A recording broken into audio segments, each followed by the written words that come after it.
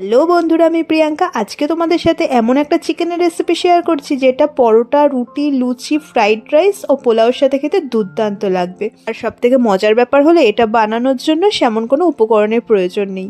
তো প্রথমে চিকেন নিয়ে নিয়েছি আর এইদিকে কিছু মশলা পেস্ট করে নিচ্ছি। তো তার জন্য আদা, রসুন, গোটা ধনে, বেশ অনেকটা কাঁচা লঙ্কা আর বেশ অনেকটা ধনে পাতা একটু জল মিশিয়ে পেস্ট করে নিচ্ছি। তো মশলা পেস্ট হয়ে গেছে, এবার চিকেনটাকে ম্যারিনেশন করার পালা। তো তার জন্য চিকেনের মধ্যে স্বাদ মতো নুন, বেশ অনেকটা টক দই আর ওই বেটে রাখা মশলা, সামান্য একটু সর্ষের তেল দিয়ে ম্যারিনেট করে নেব। ভালোভাবে ম্যারিনেশন করে নিয়ে চিকেনটাকে মিনিমাম 2 ঘন্টা ফ্রিজে স্টোর করে রাখতে হবে।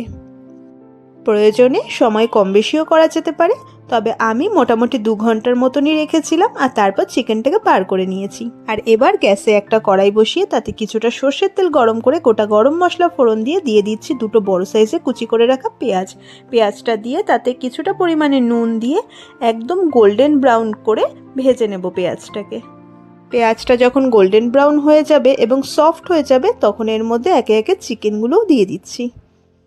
আর সমস্ত চিকেনটা দিয়ে তার মধ্যে পরিমাণ মতো হলুদ গুঁড়ো দিয়ে ভালো করে মিশিয়ে নেব। হলুদ গুঁড়োর সাথে চিকেনটা মেশানো হয়ে গেলে তারপর গ্যাসের ফ্লেম একেবারে লো করে দিয়ে ঢেকে ঢেকে বেশ কিছুটা সময় ধরে চিকেনটাকে কষিয়ে নেব। আর হ্যাঁ, মাঝে মাঝে কিন্তু ঢাকা খুলে আবারও নেড়ে চেড়ে দিতে হবে।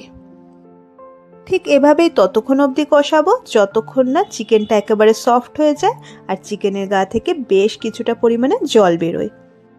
এই পর্যায়ে চিকেনের থেকে বেশ অনেকটা পরিমাণে জল বেরিয়েছে আর চিকেনটা 60% মতন কুক হয়ে গেছে। এখন এর মধ্যে দিয়ে দিচ্ছি বেশ কিছুটা চেরা কাঁচা লঙ্কা আর সামান্য একটু চিনি।